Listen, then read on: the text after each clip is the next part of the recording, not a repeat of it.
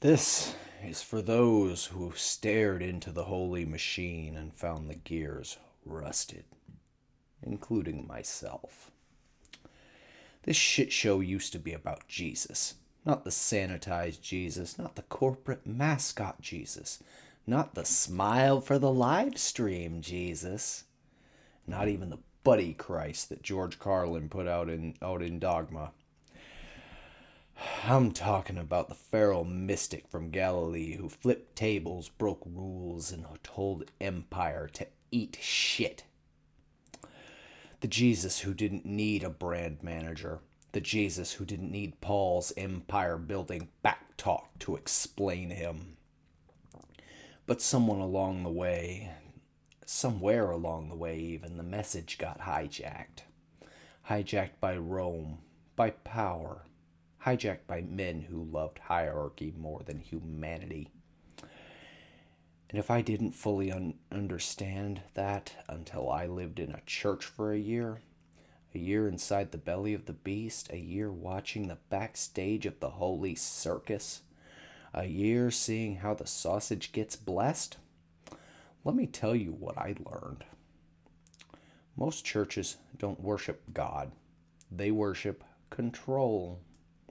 They talk about community, but what they really mean is compliance. They talk about accountability, but what they really want is surveillance. They talk about discipleship, but it's just a polite word for obedience. The sermons, recycled TED Talks with a Bible verse duct taped to the front.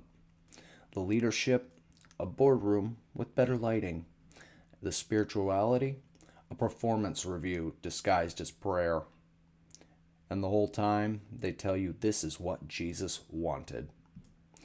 But the Jesus I met in those pages, the one before Paul turned him into a franchise, didn't build empires. He dismantled them. The loudest believers are often the least transformed. Living in that church, I saw people who could quote Paul like a legal brief but couldn't show compassion to save their life. I saw people who prayed loudly but listened rarely, people who preached humility but demanded deference, people who talked about love but weaponized shame. And the whole time they called it holiness. But holiness without humanity is just ego with a choir robe.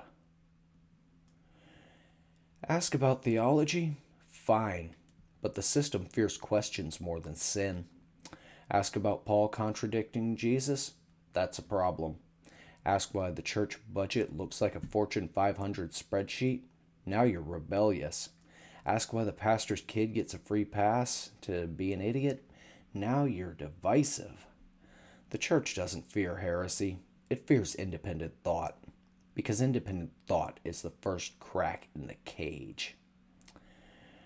After a year inside that building, I realized something. Gnosis isn't rebellion. It's recovery. I wasn't losing faith. I was losing illusions. I wasn't rejecting God. I was rejecting the middleman. I wasn't falling away. I was waking up. Gnosis isn't about secret knowledge. It's about seeing the world without the filters they force on you. It's about recognizing the divine spark in you that doesn't need permission, a membership class, or a doctrinal statement. It's about realizing the kingdom of God was never a building. It was a burning truth inside you that institutions tried to smother. They became lukewarm. They became comfortable, predictable, even safe. But let me tell you something. The furnace exists because the church forgot how to hold the fire. They traded revelation for routine, spirit for structure, mystery for management. So now the furnace stands where the altar used to be. Not to destroy faith, but to purify it. Not to mock Jesus, but to rescue him from the empire that hijacked his name. Not to burn people, but to burn pretense. Because if there is one thing I learned living in that church, it's this. The divine doesn't fear fire, only illusions do. So let the illusions burn, let the archons tremble, let the lukewarm stay lukewarm. You, child of the furnace, were forged in the flames they tried to hide. Rage, think, speak, repeat. Amen. I used to be Vox, but now I'm just Calvin.